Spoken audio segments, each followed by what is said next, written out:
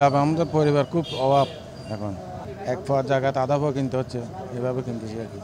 একটা ডিমের উপর 3 টাকা বাড়ছে, এটা কোনো রকম সম্ভব না। একটা ডিমের উপর 3 টাকা কি করে বাড়ে? কিভাবে মানুষদের ডিম দিয়ে ভাত খাবে তাও খাওয়ার মতন পরিস্থিতি আমাদের সমাজে নাই। তো আমরা আসলে ডিমের দাম বাড়তি, কিন্তু বাড়তির মধ্যে আমরা খাচ্ছি দেরি আর কি। আমরা সরকার কাছে চাচ্ছি যে, মানে আমরা তো সাধারণ মানুষ, আমরা খেটে খাওয়া মানুষ, এখানে সব খেটে খাওয়া মানুষ। এখানে দেখেন যে একটা লোক এখানে ধনী নেই, তাইলে মনে করেন চিন্তা করবেন যে আমরা খেটে খাওয়া মানুষ। এই কিছুক্ষণ আগে আপনারা আসার আগে আমরা আলোচনা করতেছি, তাহলে আমরা আল্লাহ ছাড়া আর আমাদের কোনো রাস্তা নাই। আমাদের পরিবার খুব অভাব এখন তো কিছু করার নাই। আমি একজন, আমার ছেলে একটা ইনকাম করে, আমি তো বেকার এখন। খাইতে হচ্ছে কিনি না, এক পাওয়ার জায়গাতে আধা পাওয়া কিনতে হচ্ছে, এভাবে কিনতেছি আর কি। একটু কমা দেওয়ার জন্য আর কি, দাম কমা দেওয়ার জন্য আমরা কিছু কিনতে পারতেছি না।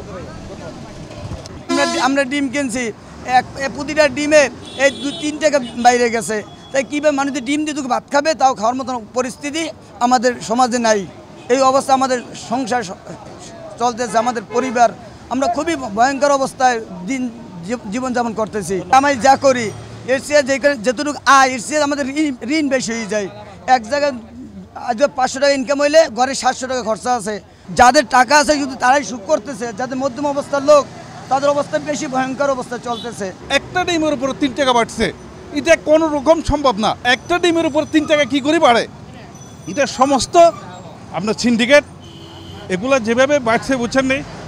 এখন কিছু কিছু দোকানদার কাছে যখন ডিম কিনতে যায়, হেরা বলতেছে যে মুরগি এখন ডিম কম পারতেছে, আর বেটা 2 দিন এনে মুরগি ডিম কম পারে।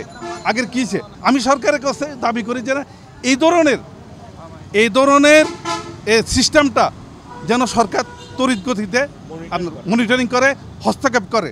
না হলে যেভাবে চলতেছে এভাবে পরিস্থিতি আরও কন্ট্রোলের বাইরে চলে যাবে।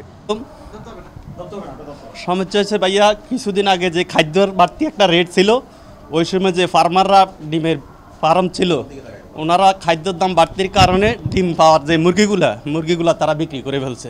যে আমরা ডিম বিক্রি করি, খুশি আসতেছে না খাদ্যের দাম বাড়ার কারণে, সেই জন্য আমরা মুরগি বিক্রি করি এলাম, ফার্ম বন্ধ করে দিব। ওই সাথে সাথে হ্যাঁসারি যারা বাচ্চা ফুটাইতো তারাও করছে কি, বাচ্চা ফুটানি বন্ধ করে দিচ্ছে। সেই কারণে এখন মুরগির যে ডিম প্রোডাকশন কমে যাচ্ছে দিন দিন, সেই জন্য ডিমের উপরে বিস্তার প্রভাব পড়ছে। এই হলো কারণ। আসসালামু আলাইকুম, ভালো আছেন? ডিম কত করে বিক্রি করছেন?